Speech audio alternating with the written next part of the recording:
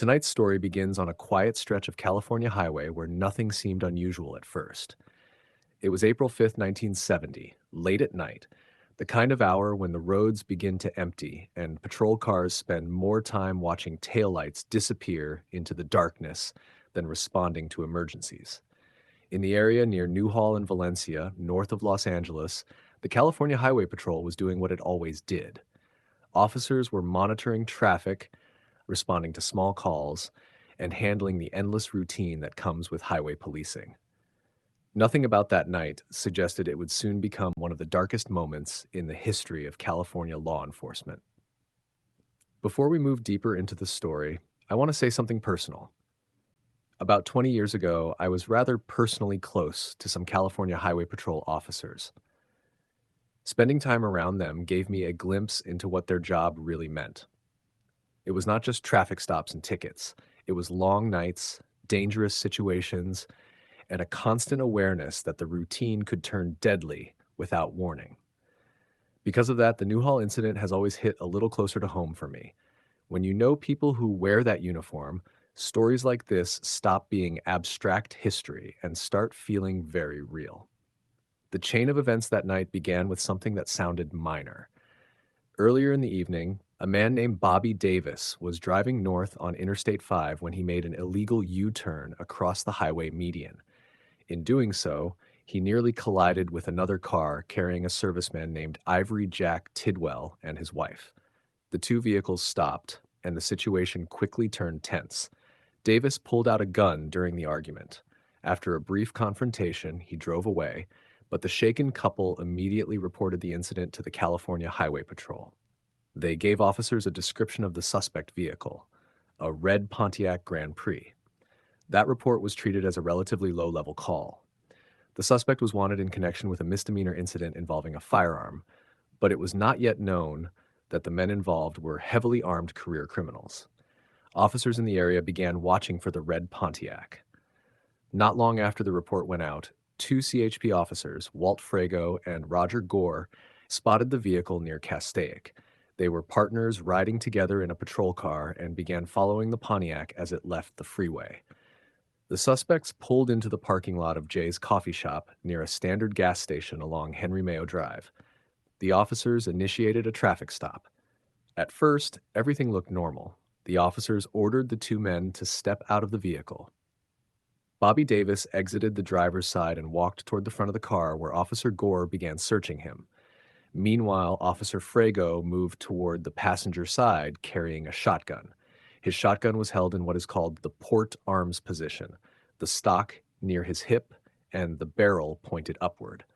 That was when everything changed. The passenger, Jack Twinning, suddenly stepped out of the car and opened fire with a .357 Magnum revolver. The shots came without warning. Officer Frago was struck twice before he could even bring his shotgun into position. He died almost instantly.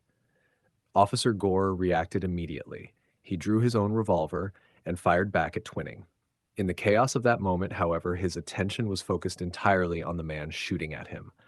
He lost track of Bobby Davis, who had been standing beside him during the search.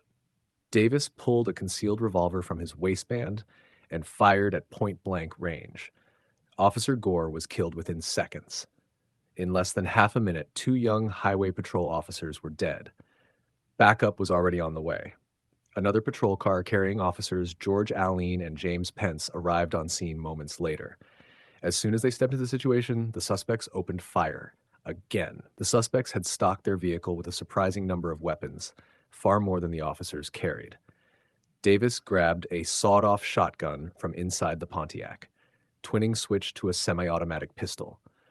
Officer Allen fired his shotgun rapidly toward the suspects, but the exchange was chaotic. In the process of firing so quickly, he even ejected a live round accidentally. One of his pellets struck Twinning in the forehead, but caused only a superficial wound. Allen then switched to his service revolver and continued fighting. Davis fired the shotgun and struck Allen with buckshot, causing fatal injuries. Meanwhile, Officer Pence was engaged in a gunfight with Twinning. Pence emptied his revolver but missed his target. Twinning returned fire and struck Pence multiple times. Pence fell to the ground but continued trying to reload his revolver one round at a time. At that time, speed loaders were not standard equipment for CHP officers. As the gunfight raged, a civilian named Gary Ness happened to arrive at the scene. Um, Ness was a former Marine on his way to work. When he realized what was happening, he ran toward the fallen officers and tried to help. Ness attempted to drag Officer Alling to safety but could not move him. He grabbed a nearby shotgun and tried to fire at the suspects, but the weapon was empty. Then he picked up a service revolver and fired at the suspect's car, striking it several times. One fragment from a bullet even lodged in Davis's chest, though it did not stop him. Ness soon ran out of ammunition and had to take cover. Back near the patrol car, Officer Pence was still attempting to reload his revolver. As he inserted the final cartridge and began closing the cylinder, Twinning approached from behind and shot him twice in the head at point-blank range. 4 officers had now been killed. Additional patrol cars soon arrived and more gunfire was exchanged. Under the pressure of the growing police response, the suspects fled the scene in separate directions. Bobby Davis eventually stumbled across a camper parked along a nearby dirt road. After a brief struggle with the owner, he pistol-whipped the man and stole the vehicle. A short time later, deputies from the Los Angeles County Sheriff's Department located the camper and stopped it. Davis had no loaded weapons left and surrendered. Jack Twinning fled into a nearby neighborhood where he broke into a house and took the homeowner hostage. The house was quickly surrounded by sheriff's deputies. For several hours, negotiators spoke with Twinning over the telephone. During those conversations, Twinning openly bragged about the killings. At one point, he even described how he had taken advantage of Officer Frago's position with the shotgun. Eventually, Twinning released the hostage. Deputies fired tear gas into the house and prepared to enter. As officers moved inside, Twinning used one of the stolen shotguns to take his own life. In the aftermath, Bobby Davis was tried and convicted for the murders of the 4 officers. He was initially sentenced to death. However, a later Supreme Court ruling invalidated many existing death penalty laws, and his sentence was commuted to life imprisonment without parole. Decades later, in 2009, Davis was found dead in his prison cell in what authorities ruled a suicide. The 4 officers killed that night were George Alling, Walter Frago, Roger Gore, and James Pence. All 4 were very young.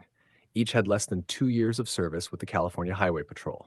All were married. Together, they left behind 7 children. The Newhall incident had a profound impact on law enforcement training across the United States.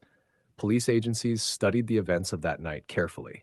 Changes were made to firearms training, tactical procedures, and the way officers approached high-risk traffic stops. One major change involved training officers to reload under extreme stress conditions. Another involved new strategies for handling suspects who might be heavily armed. Those changes came too late for the officers involved that night, but they shaped police training for generations afterward. When people hear about incidents like this, it is easy to focus only on the gunfight itself. But the deeper lesson is how quickly ordinary moments can turn into tragedy. A simple traffic stop, a routine patrol shift, a call that seemed minor at first. All of it transformed in seconds. And when I think about that night, I cannot help remembering the CHP officers I knew years ago. Men who did the same job, wore the same uniform, and faced the same risks every time they pulled over a car on the side of a dark highway. That is why the Newhall Massacre still echoes more than 50 years later. It reminds us that behind every badge is a human life. And sometimes the routine can become history before anyone even realizes what is happening.